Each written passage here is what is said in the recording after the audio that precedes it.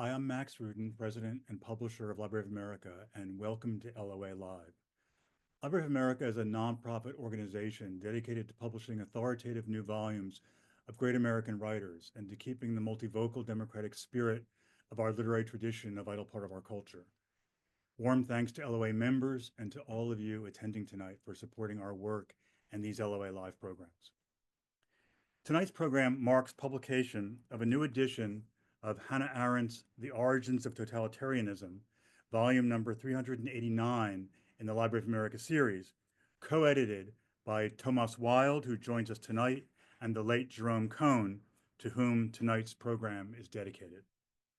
This is the first annotated edition of Arendt's great work and includes recovered chapters and other writings that trace the development of her thought on authoritarian regimes.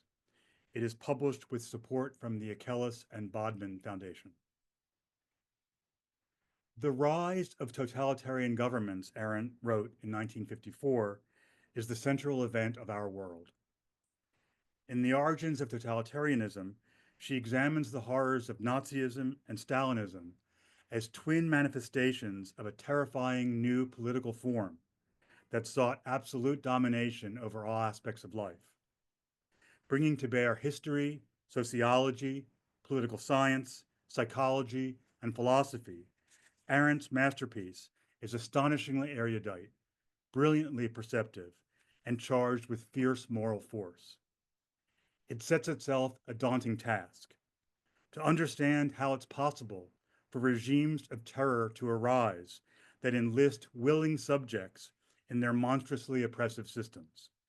Subjects for whom, Arendt writes, the distinction between fact and fiction and between true and false no longer exists.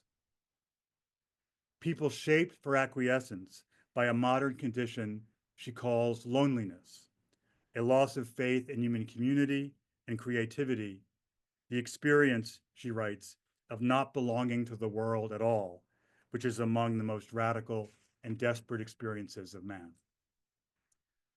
What is totalitarianism? How does it work, and to what ends?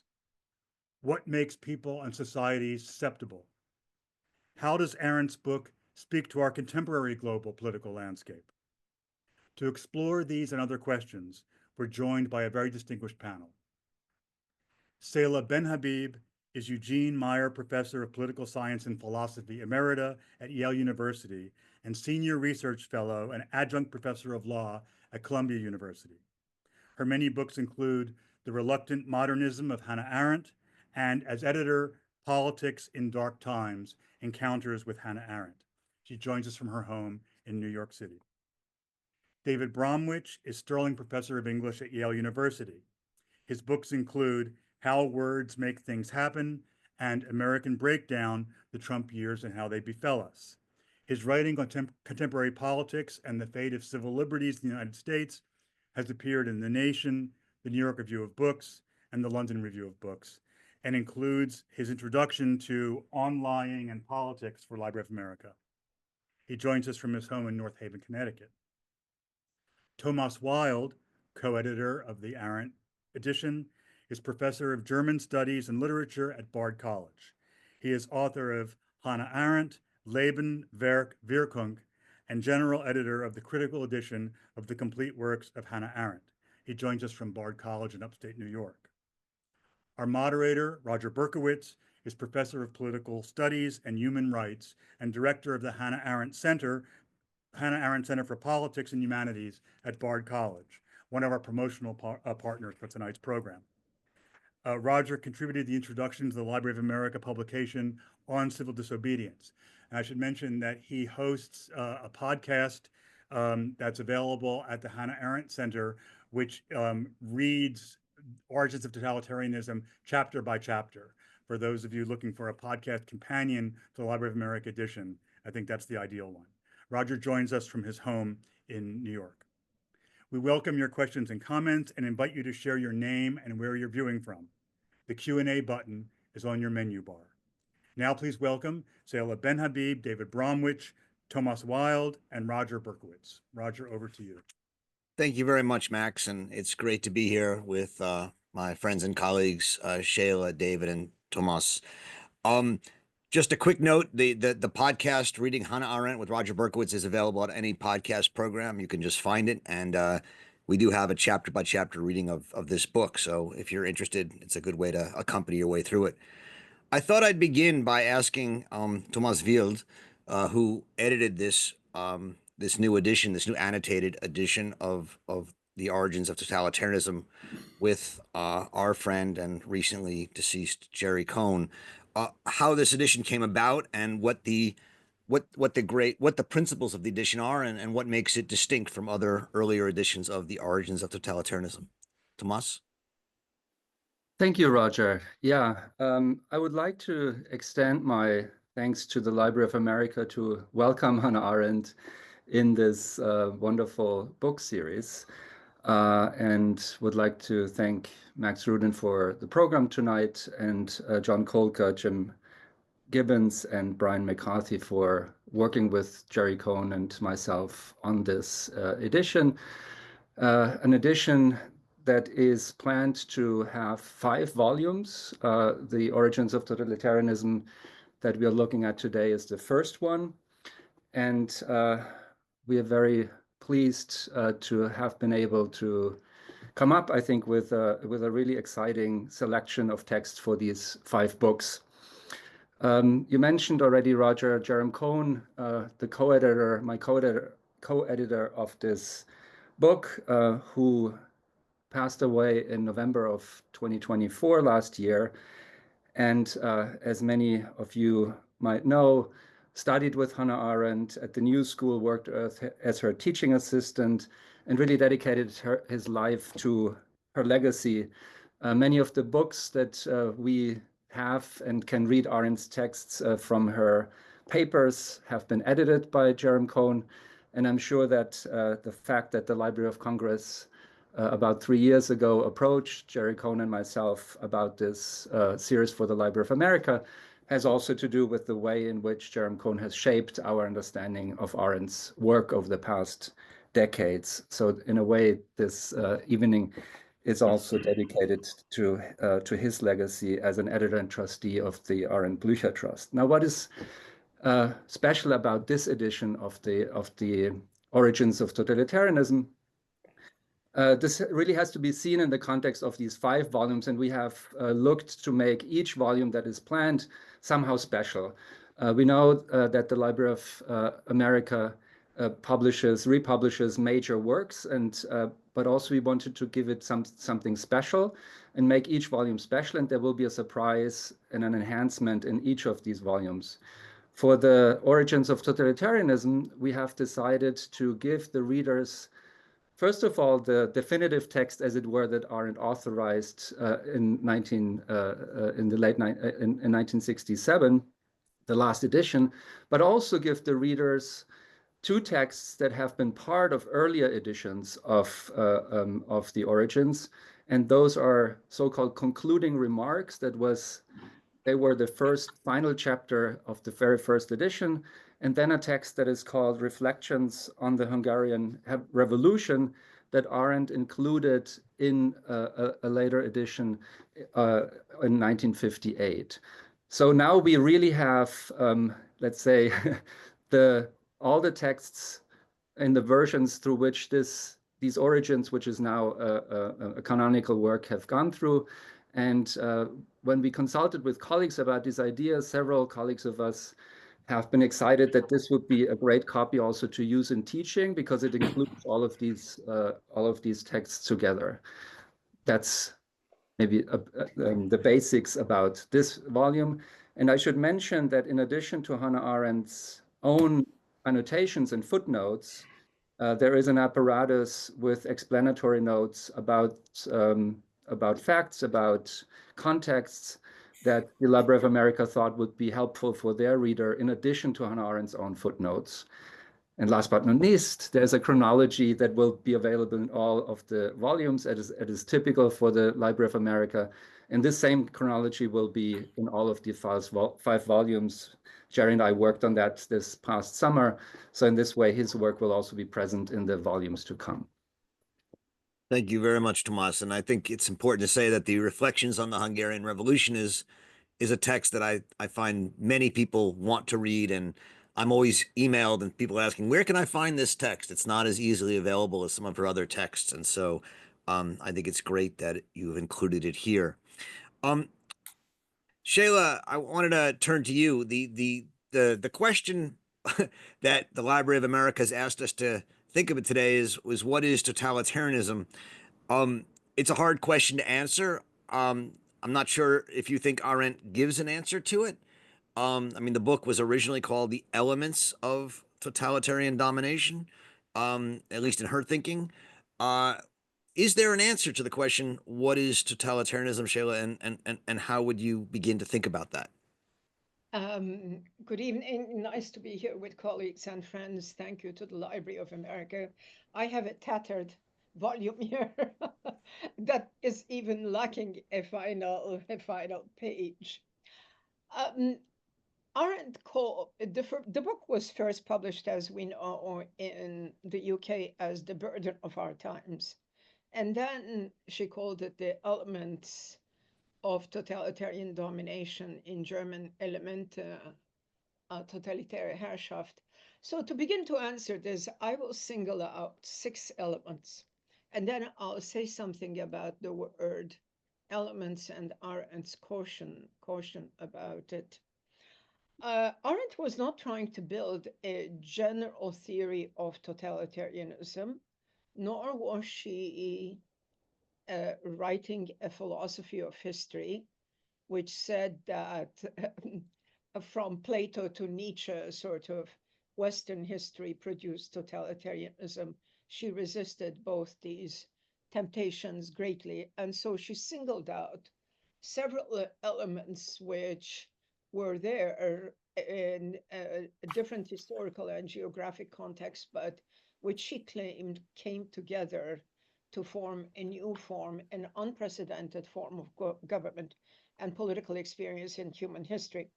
The first element, which I think is common to both totalitarianism and autocratic regimes, is the principle of the personality of the leader. That all these forms of government depend upon the existence of some kind of charismatic personality who unifies or brings together this movement, and usually it's a he, under his power. So there is the cult of the leader. The second aspect, which is more true of the experiences of National Socialism and Stalinism, is that the party, which is a mass organization of followers, is transformed. The party is transformed, and there's something to keep in mind, into basically an organization that manifests the will of the leader and the cult of the leader.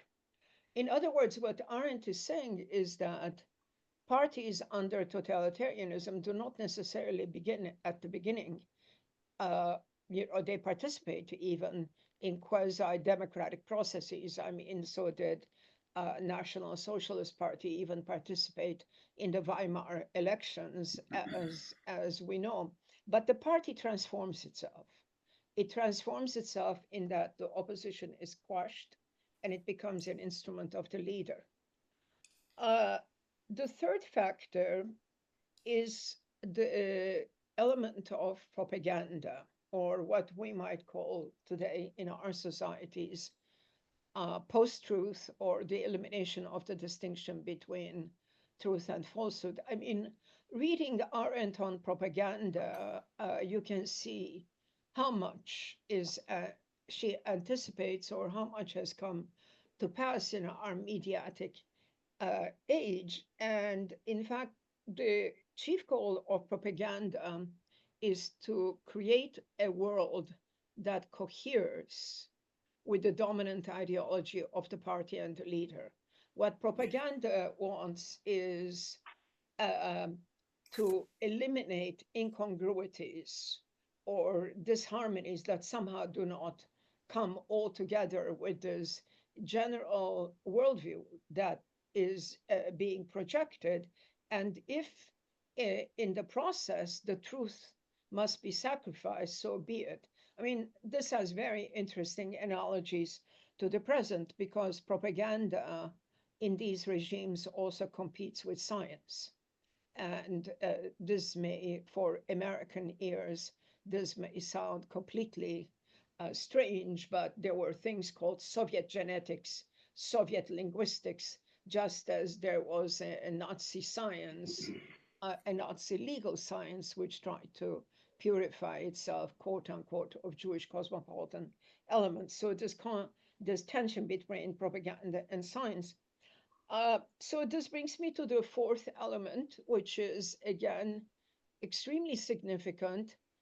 She says totalitarianism is about lawful lawlessness, a contradictory phrase. Totalitarian governments have their own forms of law, and they don't necessarily eliminate law-giving institutions altogether either. But what does lawful lawlessness mean? Lawful lawlessness means, I'll be very brief about this, that basically positive law as it is promulgated, subordinates itself to a higher law. Now, this higher law in the case of National Socialism was the race theory and the greatness of the Nazi folk, etc. In the case of Stalinist Russia, it's an equal understanding of what serves the Soviet people. But the opposition and resistance in these regimes is not just eliminated arbitrarily the way a tyrant would. There is a kind of method in the madness of using the law to eliminate the opposition. Lawfulness. Again, there is a lot to be said about this. The last 2 points, and this is the heart of her analysis in the famous chapter on ideology and terror. Camps, the building of the camps. And Arendt here proves pathetic, because the 20th century builds camps. Governments build camps, and these are not all obviously extermination camps. They can be labor camps. They can be detention camps. But there is a tendency in somehow in these regimes, and I don't want to follow, let's say, Giorgio Agamben and say this is a manifestation of 20th century biopolitics or something. Forgive me if the reference is a bit obscure, but we have to think about this. We have to think about this as our government is building now camps and has retained camps for the last 2 decades, spotting Texas, but the Mexico-US border. Why? What are the camps for? In the case of totalitarian regimes, of course, camps were for elimination. In the case of autocratic regimes, camps would be to instill fear and to make sort of opposition elements go quiet. Final point, and is her claim that these forms of government survive on war, that sooner or later totalitarian governments lead to war with their neighbors, lead to confrontation, lead to a form or aspire to a form of world domination. So I will stop there, and I think that the echoes of all these elements for our times are hard to miss. Thank you very much, Seyla. It's a big book. There's 3 parts of the book that we should say. The first part is on anti-Semitism. The second part is on imperialism, and then the third part is on totalitarianism. And Seyla has, I think, very much, given us 6 of these core elements of what Arendt understands totalitarianism to be. David, I'm wondering, do you want to add to that? How do you look at this question of totalitarianism and Arendt? Do you come at it in the same way? Do you see similar elements, others? Well, I would say that the major thing to keep in mind is that under totalitarian rule, politics and society are merged. There is nothing of social life that is not in some way controlled by the state, by political guidance, political soft or hard coercion. It may have been an element of Arendt's diagnosis, but I think it's not the most essential or even maybe a necessary one, that the personality of the leader dominate in some mythic imaged way in totalitarianism. It is the control and the instilling of habits of obedience to control that matters most. We have 2 novels of the mid-century that are often taken to be illustrations of what totalitarian social existence might be. There's Orwell's 1984, where you have Big Brother as the state, but Big Brother is such a shiftable entity that there's no sense that people are drawn to a charismatic character. There's nothing charismatic about Big Brother. And then the idea of a state that is the Big Brother matters more than anything about a face or gestures. And then there is Huxley's Brave New World. And there, the state is almost invisible because people have been successfully cowed and brought into line by being drugged and habituated to certain ways of doing things. So that total organization of society, initially by political means, but eventually just by habit, seems to me the essential fact. And what Arendt asks us to understand is that this is a phenomenon of mass society. It can't happen in a small town where people know each other. And one of its preconditions is that people not know each other very well or have become somehow alienated, dispersed, isolated from each other. Rather than any of the political present-day symptoms that Seyla Benhabib cited, I would ask people to think about what it's like walking on a street where you see half of your fellows on the street looking into their gizmos, not talking to each other. And this happens, even in lunch lines at my university. That's a kind of isolation that's a very nice precondition for heavily, managed rule of people's habits. And it's part of the way the advanced world is teaching all of the world to exist right now. I think it's scary. It's scary than more scary than any other single personality. And Arendt gives a clue to why it deprives us of the equipment for resistance, dissent, the dialogue with ourselves, which he always insists is the the highest and most to be aimed for thing in human nature. So, let me just add, to use another one of her words, action with purpose is so important to human dignity as she understands it. And under totalitarian rule, all action becomes mere behavior. Docility becomes the prime civic virtue. But there's always an underlying fear. The fear can be completely internalized so that it's almost unconscious, but it emerges, or rather it is manifested in traits that indicate caution, deference to authority, a very careful, friendly distance from neighbors. And the other fact about the state now, not society, I suppose, just to emphasize, anyone who knows anything about Arendt or the argument of the book will know this, but the duty to the state supersedes all other maxims of conduct in a totalitarian government. And that's true of Nazi Germany as well as Stalin's Russia, her 2 main examples. So those are just some afterthoughts to add to the picture that's already been given. Thank you very much.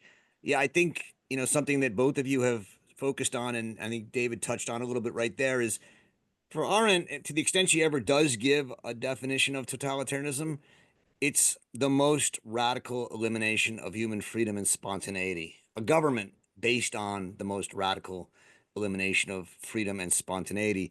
And that's why the camps were so important to her, as Seyla pointed out, because she saw the camps as an experiment in which you could actually produce human corpses. People who would, in these camps, be so broken from their moral, legal, and personal identities that they would basically become like dogs or animals, Pavlovian dogs or animals, and just obey, as David was saying, complete loss of action. And and that's the goal of totalitarianism as a form, as a novel form of government that she imagines. There's a first question that I have, and all three of you maybe can touch on it if you want. But maybe I'll start with Seyla. It's a question from Eric Beckstrom in Bloomington, Indiana. What are the distinctions or overlaps between totalitarianism, fascism, and authoritarianism? You mentioned that a little bit in your answer, Seyla, but can you? I mean, Arendt does talk about fascism as distinct from totalitarianism at times, and she talks about authoritarianism as an overarching idea. Can you lay out some of those distinctions for us? I'll try. I'll try. And if anyone else wants to jump in, feel free. Yeah. I think that fascism probably is best explained also in terms of a good point that David brought up, namely the distinction between political and civil society. Fascism, for Arendt, as exemplified by Mussolini's Italy, and of course, subsequently Franco's Spain, which we haven't, which she doesn't really talk about much, are regimes in which there is party domination. There is the leadership cult, about which David and I may disagree a bit, but the goal of these parties is not the total elimination of the distinction between civil society and the state.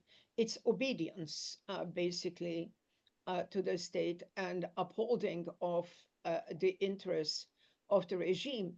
And fascist regimes can survive quite a long time, just as Franco's Spain did, because they don't seek total domination. They are not as dynamic and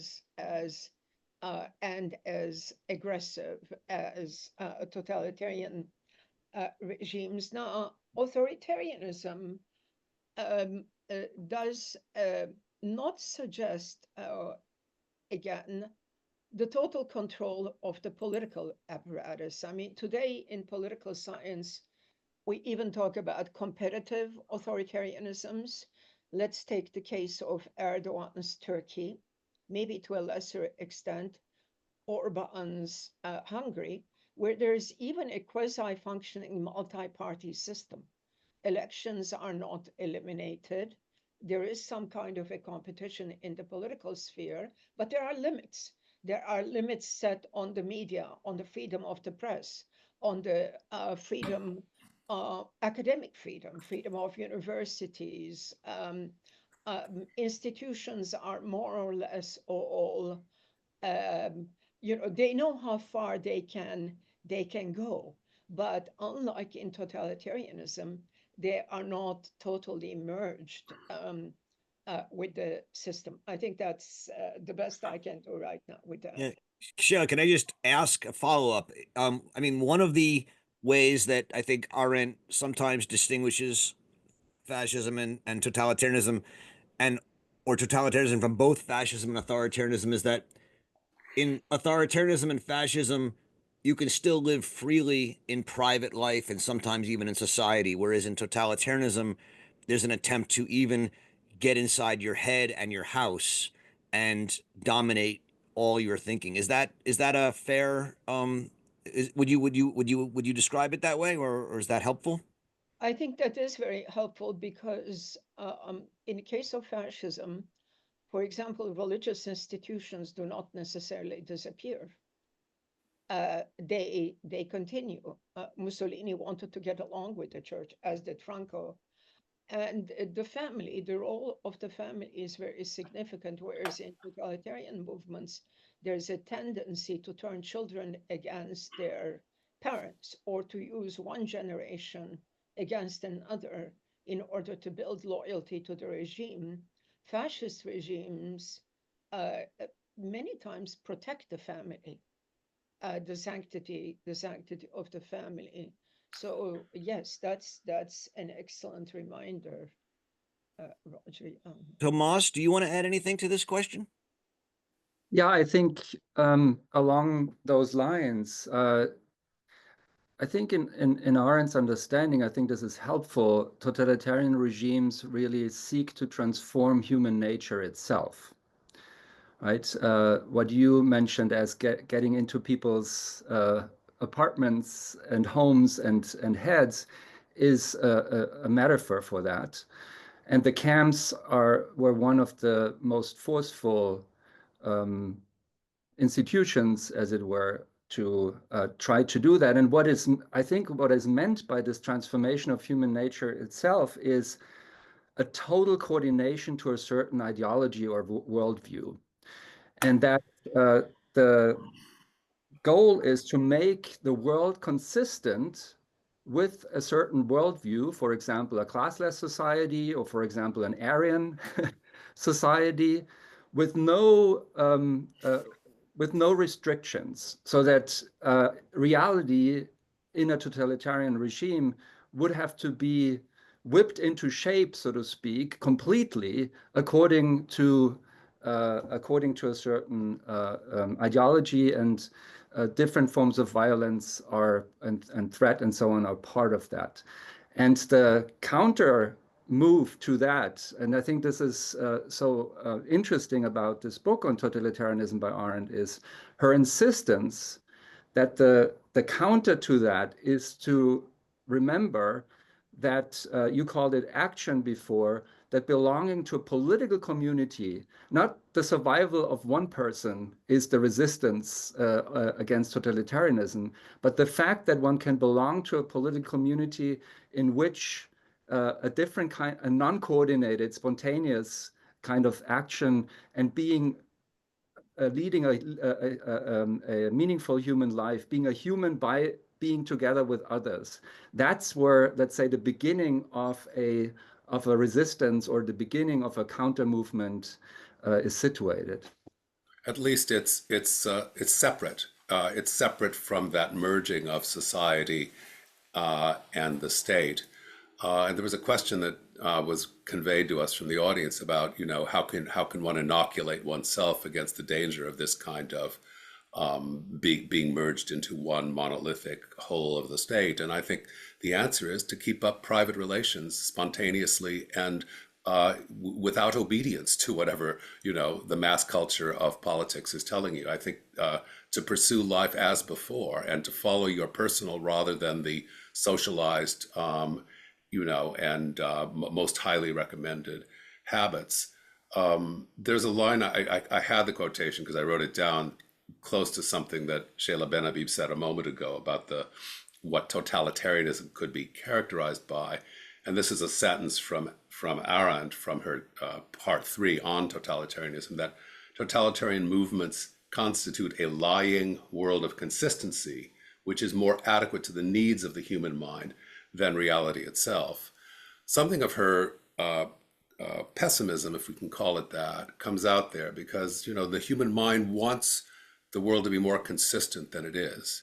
To the extent that you recognize the plurality of the world and that a lot of it disagrees with you and a lot of it disagrees with itself, you've built yourself some kind of inner, check against being seduced by the habits totalitarian government might want to instill.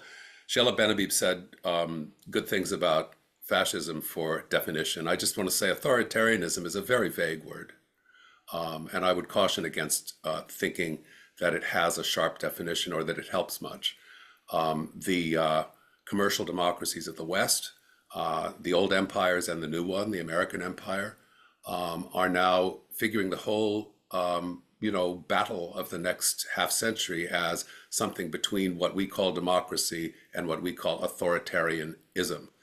That very allegory is a totalitarian help to thinking, and it doesn't really help thinking, it hinders it. There's authoritarian elements in good democracies, functioning democracies. Let's allow that ours was that, under COVID, and yet there was a necessary authoritarian streak in the orders given under COVID, and there's now some re-examination of that going on. The re-examination would never occur under totalitarian rule. Yeah, thank you. The question that David was referencing in the chat came to us from Sasha McLean in Weston, Ontario. And as he said, the question was, what behaviors and practices inoculate individuals, families, and groups against ambient and rising totalitarian modes of culture and politics? And David mentioned one, right, which is, standing apart from the public in your private, in the family life, or amongst friends, I would assume he would include as well. Arendt actually frames this whole book in some sense to answer that question. She says in the preface, and then repeats again in the preface to part one, that the book is an effort at what she calls comprehension, which she sometimes uses the word understanding. And she says, to comprehend is an attentive facing up to and resisting of reality, whatever it may be. And that actually fits also with what David was just saying about the fact that propaganda and ideology create what Seyla and David have been talking about as a coherent fiction that is more adequate to the needs of the human mind than reality itself. And so a lot of the attempt in this book is to break through the coherent fiction and to do what Arendt often calls thinking, right? She in her last unfinished book, The Life of the Mind, she raises the question of whether thinking can be an inoculation against this kind of ideological, potentially totalitarian thinking. So we have this amazing book and a new edition of it. I thought I'd ask each of you to maybe pick one or two passages or quotes. Let's stick with one because we're short on time. I know that's hard to ask. I mean, we probably all have 50 of our favorite quotes from this book. But maybe Tomas, start with you. What's a favorite passage or line in this book that reminds you of the power of Arendt's thinking to resist and attentively face up to reality, whatever it may be, which might inoculate us against totalitarianism? Well, you just read basically my favorite quote that I had prepared. And since I assumed this might happen, I prepared another one. Sorry. Which one was it? Was it the comprehension one? Yeah. So maybe I can read the one that you just singled out in its context about comprehension. Or I just want to, I mentioned something and then read another quote since we had the gist of it already. What is so interesting in this quotation that you mentioned, I think, that comprehension is the unpremeditated, attentive facing up to and resisting of reality, whatever it may be. That reality is something here, I think, in a sentence to be resisted against, so to speak, in case of the Nazi crimes, for example.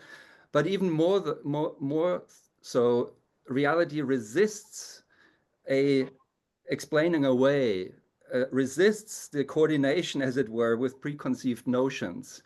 And to give the shock of experience and the shock of reality the right that it has is key for Arendt because of the reasons we discussed before about what is it that stands against or can resist against totalitarianism.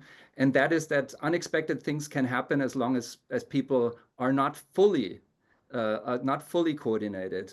In the concluding remarks, this first final chapter, she starts that by saying, we don't know the full implications of totalitarian rule, right? She says, okay, I wrote these 700 pages, but actually we don't really fully know what totalitarianism is because it is not fully in place. The brief quote that I would like to read to you is connected to that. And this is from the Reflections on the Hungarian Revolution. She says, events past and present, not social forces and historical trends, nor questionnaires and motivation research, nor any other gadgets of the arsenal of social sciences are the only reliable teachers of political scientists. So events are the teachers of political scientists. They are the most truthworthy source of information for those engaged in politics. Once such an event as the spontaneous uprising in Hungary has happened, every policy, theory, and forecast of future potentialities needs re-examination. In this light, we must check and enlarge our understanding of the totalitarian form of government, as well as of the nature of the totalitarian version of imperialism. So her focus on events in which spontaneous action crystallizes is very present in this book. As Seyla Benhabib said in the beginning, this book is not a theory of totalitarianism. It's not meant to be the checklist and you go down the list and then you know if a regime is totalitarian or not. I read it very much as an encouragement to look at the world and check if the vocabulary, if the words that we have actually match with that the shock that I experience in this moment, how this aligns or not, and that there is a constant going back and forth between the notions and the concepts and the language I have and what I see in reality, and hence this shape-shifting quality of the book, that she in each edition did change something in the book itself. It was not a stable thing for her to think about these new forms of rule. Thank you. Yes. You know, and it's so important that for her, in many ways, the way to resist is critical thinking of some sort, is thinking deeply and pulling oneself out of just the way everyone else is thinking and the misapprehensions of reality. David, do you have a favorite passage or quote that we can talk about? Yeah, I think I have one that's short enough. There are long ones about statelessness at the end of part 2 of Origins of Totalitarianism, which I'll recommend anyone who listens to your podcast or reads it on their own. Those are extraordinary paragraphs with a lot of paradoxical insight into the importance of nation-based rights as a kind of secure anchor for people who cannot get that from the general idea of human rights, which we'll never see enforced until there's an international cooperative community. So that's the passage that I'm not citing. But she has a very perceptive paragraph on, let's call it bureaucracy as government, and the way that the, so to speak, omnipotence of bureaucracy eliminates the check against abuse that is constituted by legality. In a funny way, though, nothing is more regular, nothing is more rule-like than bureaucracy. It operates, once it gets settled into a society, a mass society, perhaps a totalitarian society, it operates quite independent of law, partly because it's so large. It is secret, it is impersonal, and it is unaccountable. So with those things in mind, I mean, she says in her chapter on race and bureaucracy in part 2 of the Origins of Totalitarianism, at the basis of bureaucracy as a form of government and of its inherent replacement of law with temporary and changing decrees. And I would say this would be my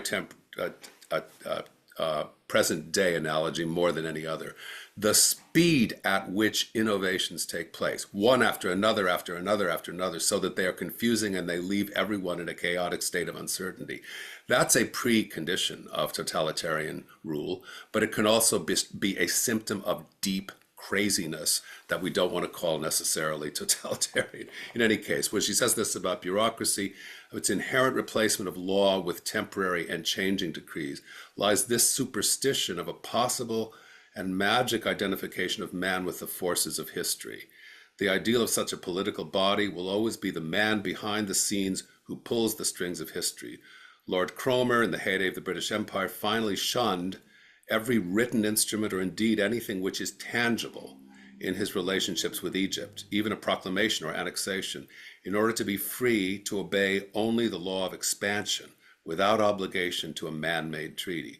Thus does the bureaucrat shun every general law, handling each situation separately by decree, because a law's inherent stability threatens to establish a permanent community in which nobody could possibly be a god, because all would have to obey a law. And that, I'll call it reverence, probably not the right word, but that extreme respect for law abidingness is a feature of Arendt's thinking, though she's not legalistic and lawyers are not for her the highest form of humanity. But legality is inconsistent with totalitarian or authoritarian government. Yeah, thank you. And I think that's an incredibly important passage and insight. I'll just add one thing because surprisingly, it hasn't been mentioned yet. As you said, that chapter is called Race and Bureaucracy. And the two forms of government in the 19th century that she thinks lead into totalitarianism are racist government as it's formed in South Africa and bureaucratic government as it's formed in some of the other colonies. And the connection is that bureaucracy is a responsibility that a certain elite group takes to rule over another group. And that is connected to racism. Interestingly enough, in her later work, Arendt says that the most dangerous form of elitism slash racism in the modern world that threatens to undo the world is a kind of college educated versus non-educated elitism that would lead to what she calls a new kind of racism based on intelligence rather than color or religion. I think that analysis of race and bureaucracy in chapters 6, 7, and 8 in this book are incredibly meaningful and apparent today. Yeah, just a related thought from a thinker close to her generation. The idea that mass opinion is sort of soaked with propaganda, and that the more you are exposed to opinion, even what presents itself as a variety of opinions, as in the American mainstream media, the more sure you are that you are knowledgeable and well informed, but the more likely you are to be propagandized. And Jacques Ellul, in his book Propaganda, which I read recently, and it is a remarkable book published just 3 or 4 years after Origins of Totalitarianism, says that, paradoxical though it may seem, in an age of totalitarian propaganda, and he has in mind France under the Nazis in the 1940s, the person who is reasonably intelligent but has no exposure to the news at all is going to be more right about the way reality is than the person who is absolutely swamped by information that they're getting. That sounds great. That sounds apparent. Seyla, do you have a favorite passage that you'd like to mention? I do. I think the conversation is not going in places that I'm not quite sure would be so consonant with Arendt, because lawful lawlessness as opposed to legalism is a major category through which she tries to understand totalitarianism. And I think that instead of trying to see the way in which her category of race analysis would or would not fit contemporary circumstances, let's keep this in mind. Totalitarian regimes create forms of othering. And whether that is racial, religious, or based on other characteristics, othering will be there. Now, the passage that I want to focus on is the distinction between isolation and loneliness. And this is a little bit in answer to the question of the possibility of action. As you may recall, and loneliness is a tricky concept, and teaching this is very difficult because everybody thinks this is all about existential anxiety and we all feel lonely, etc. But she has a very quasi-technical sense understanding of loneliness, which is different than isolation. Isolation is our incapacity to act together. That is the impasse, she says, that we are driven into when the political sphere of our lives where there is a common pursuit is destroyed. And what's interesting about isolation is that, in effect, today you can be connected and isolated, right? I mean, this is one of the paradoxes of the electronic media. And, everybody thought that sort of the media would also mean electronic democracy. It turns out that we all know that it can perpetrate isolation. But loneliness for her is something that is more threatening, and it's deeper because it corresponds to the condition of being uprooted. That is, to have no place in the world, recognized and guaranteed by others, to be superfluous, not to belong to the world at all. Now, this is the extreme condition out of which mid-century totalitarianism arose, both as a result of wars, economic dislocation, inflation. It's an extreme condition, but it's an extreme condition to keep in mind. It's good to keep this in mind because it can be a kind of limit condition towards which societies can tend, right? Uprootedness and worldlessness, and the subtle distinction between isolation and loneliness. Isolation being the inability to act together, and loneliness being this other, much more radical question of worldlessness and uprootedness. I think this reminder of this very subtle distinction between isolation and loneliness has a third part, and that is called solitude.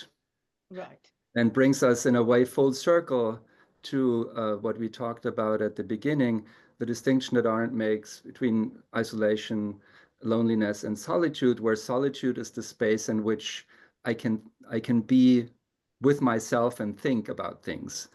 And once a totalitarian regime invades that, once I cannot be safe in my home, once I cannot even be safe in my own thoughts, we know that there were show trials under Stalin where people were were convicted for having dreams about killing Stalin, right? So in the moment where the solitude is invaded completely, or is also invaded, we have an additional attack on the human condition, as it were, to be with oneself before we can be with one another. Yeah, a totalitarian government does not want to leave you alone. Yeah. Yeah. Okay, I think we're gonna move to a last question. And there are about 5 questions that ask this question in the chat. So it's one that I think a lot of people are asking about. I'll pick one from Connie Veldink from Linwood, Washington. And it's very simple. What kinds of resistance to totalitarianism does Arendt describe? How do we, there's another question by Steve Becker from Portland, Oregon. What breaks the hold of a totalitarian government? Under what conditions do they lose power? Interestingly enough, Seyla was talking about the camps, and, in the Origins of Totalitarianism in chapter 12, Arendt says that the camps are like holes of oblivion. Once you go in, nothing ever gets out. And, it's sort of like it's the end of all meaning and all spontaneity and etc. But then in Eichmann in Jerusalem, when she hears all the testimony of the survivors, she rephrases that and says the holes of oblivion do not exist. Right. So I'm wondering, and she does say, right, the spell dies when the leader dies often. And as soon as Stalin died and as soon as Hitler died, she thinks the totalitarian elements of these countries quickly dissipated. How does one, aside from the death of the leader, how does one resist, or how does totalitarianism end? Anyone want to jump in there? David, You laugh, so you get. Well, I'll just say I let us concede partly against Arendt's apparent thesis in this book, though she did not abide by it entirely in later writings, that the idea of totalitarianism as an absolute, as a walled up system that contains everyone in it, from which there is no breaking out, that has turned out not to be true. There have been terrible, long-lasting tyrannies throughout history that had as much control, domination over people as they wanted. And Soviet Russia and Nazi Germany were two recent examples when she was writing.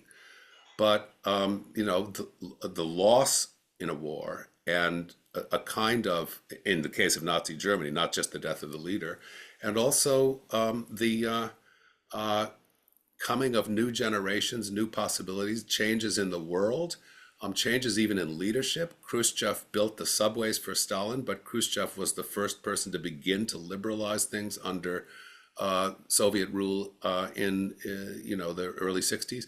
So it's very hard to predict, and so long as control is not complete, and there are enough, recalcitrant, somewhat intractable, pesty individuals here and there, and surveillance is not complete, the idea of totalitarianism is probably a limit condition that we're right to be cautious against. But, not to scare ourselves and repeat day after day, well, when we're now in it, or we're seeing symptoms of it now. Like the word fascism, the word totalitarianism is capable of easy abuse. And right now, for example, the word fascist is thrown back and forth between the American left and the American right about each other. I know because I listen to both sides. Yeah. I like what David said at the beginning. Look, even under Hitler's regime, there was the student group in Munich, the Weiße Rose, right? The White Rose, not to forget. There were the group of women, German women, who were married to Jewish men who protested in front of the Gestapo. There was Arendt herself, who was sitting in the Prussian State Library and noticing, the anti-Semitic actions of professional organizations, about which a brilliant play was written by, not Berkowitz, but Roger, you can mention your wife's last name. Well, Jenny Lynn Bader, my wife, who just sort of play Mrs. Stern wanders the Prussia State Library. There were always elements, but also very important, I think, these regimes contain contradictions within themselves. And we see these contradictions in front of our eyes every day on television. But let's say in the case, again, to go back to the most extreme case, Germany, at one point, the generals in the army revolted against Hitler. And they revolted not because simply of the defeat, but there was also a sense of feudal, quasi-aristocratic military honor, right?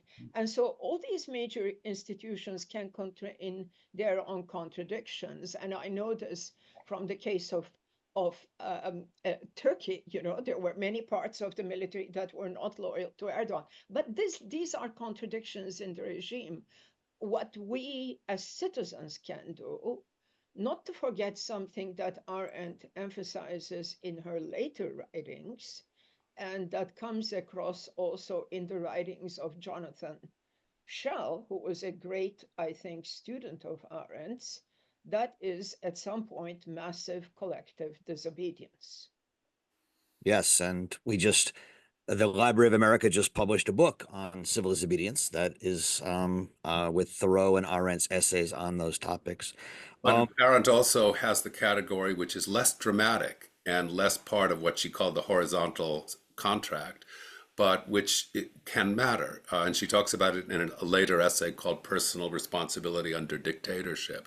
And dictatorship is much more common than totalitarianism. And that is non-support. Non-support. If you didn't salute with the mass of your classmates in a Nazi school, you were very unlikely to be punished. That's a fact. I know someone about whom that was true. And yet there was very, very little of that, as it were, just, I'm not part of this. And yet it can make a difference, a small difference, but a difference. Well, I want to thank David Bromwich and Thomas Field and Seyla Benhabib for a incredibly enlightening conversation, for Max Rudin for organizing it, and encourage you all to go out and get the new edition of The Origins of Totalitarianism by Library of America. And again, if you want to join along and read it, the podcast reading on Hannah Arendt with Roger Berkowitz can take you through it chapter by chapter. Thank you all very much. Max, I'll turn it over to you. Thank you so much, Roger. That was terrific. And thank you all really for a really terrific hour. Fascinating. You've been listening to Seyla Benhabib, Roger Berkowitz, David Bromwich, and Thomas Field discuss Hannah Arendt's The Origins of Totalitarianism, a new annotated edition, co-edited by Thomas Field and underwritten by the Achilles and Bodman Foundation, will be published next month in the Library of America series, but you can order your copy now at LOA.org and receive it before it arrives on bookstore shelves. I hope you'll join us on Thursday, April 17th, as LOA Live continues its 2025 season with a conversation exploring the poetry of Sylvia Plath. We'll welcome acclaimed classicist Sarah Rudin, author of I Am the Arrow, The Life and Art of Sylvia Plath in 6 poems, forthcoming from Library of America later this month, along with Pulitzer Prize-winning poet Diane Seuss and Plath scholars Heather Clark and Amanda Golden. Details and links to register for LOA programs can be found on our website, LOA.org, where you'll also find information about the LOA volumes mentioned tonight and links to purchase those and volumes of other great American writing. LOA Live is made possible with support from Library of America members and viewers. We're grateful to everyone here tonight for joining us. LOA members receive special discounts, invitations to exclusive events, and other benefits while supporting Library of America's nonprofit mission. You can learn more at LOA.org/membership. Thanks so much again to our panelists for a really fascinating hour, and everyone have a good night.